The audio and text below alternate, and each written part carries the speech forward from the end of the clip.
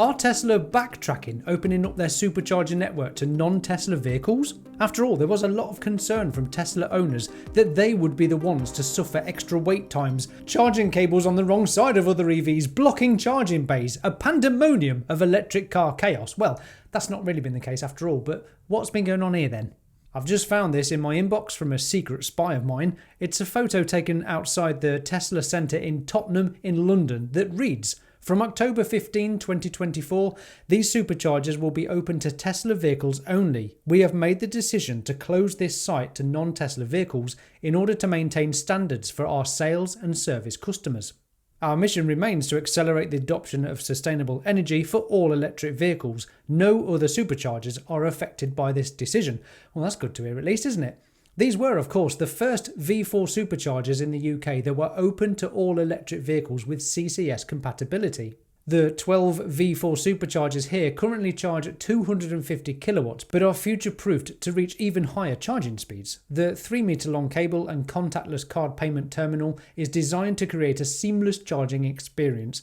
Payments can also be completed via the Tesla app, as usual. So why close them to other vehicles? Given that there is no information online as to why at present, I thought I'd take the old-fashioned approach and try and call them, but after attempting to get through to Tesla Tottenham and getting the generic Tesla answer phone multiple choice question thing, I gave up in a bit of a strop. But over on Grok we go, to some very plausible reasons as to why they've done it. Why has Tesla Tottenham closed its superchargers to non-Teslas? Monitoring and capacity management. Tesla has been gradually opening its supercharger network to non-Tesla EVs, but it does so selectively to ensure there's no negative impact on the availability for Tesla owners. See, I can't write as good as this. Well done, Grok again.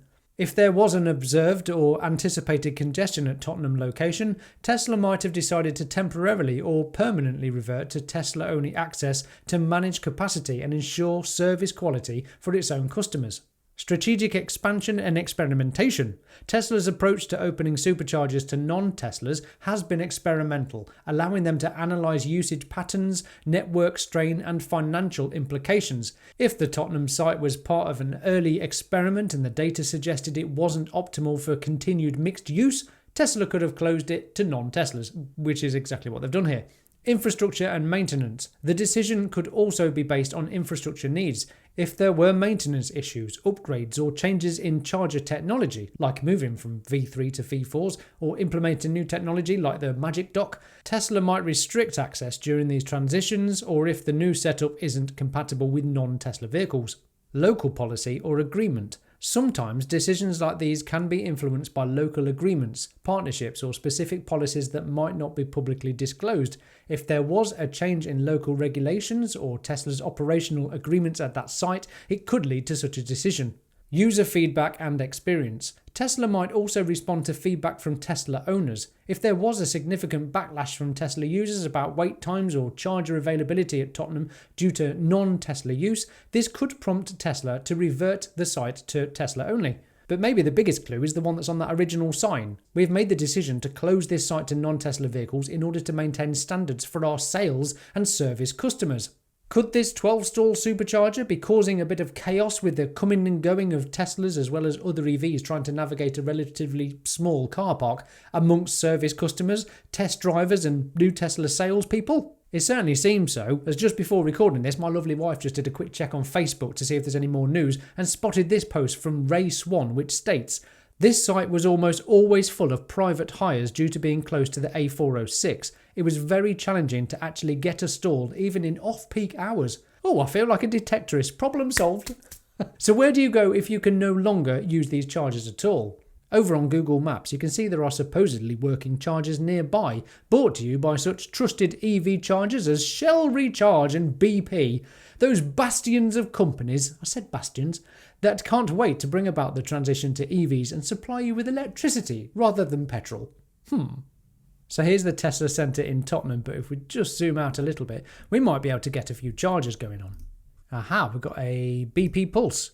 1.5 stars. It's got one charger that's a 50 kilowatt max. That's not brilliant. Yet another faulty public charging station. Doesn't seem to care about customers. Okay, let's look at the other one. 2 stars. That's a little bit better, isn't it? Unable to charge. Oh, Okay, here we go. There's some CCS chargers, 150 kilowatts. There's 11 of them, not too far away. Smart Charge charging station, just there, look. Oh, there's this one too. MFG charging station, there's 4.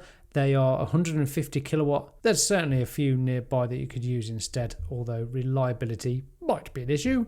But of course, if you bought an electric BMW, Audi, Nissan, you could just go and find their massive network of reliable, super fast chargers. Oh, that's right, they didn't bother building any chargers for you, because secretly they'd far rather continue to rinse you for every penny by selling you products that require ongoing maintenance, which is where they make their profit from.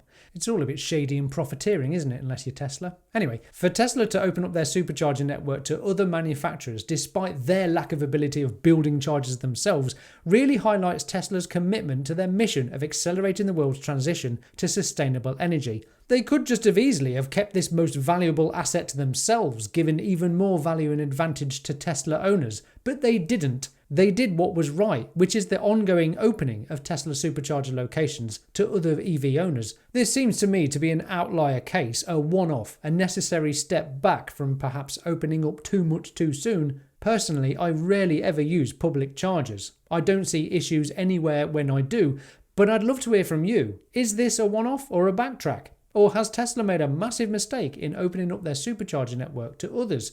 Tell me your experience in the comments below. Did you hear, by the way, the Tesla Model 3 won the crown of efficiency against many other EVs in a recent Watt Car test? I'll look at the results, plus take a dive into the ludicrous differences in charging costs from these efficient and not so efficient cars. Check it out next. I'm Will, this is the Tesla Jigsaw. Thank you, patrons. Thank you for watching. Bye for now.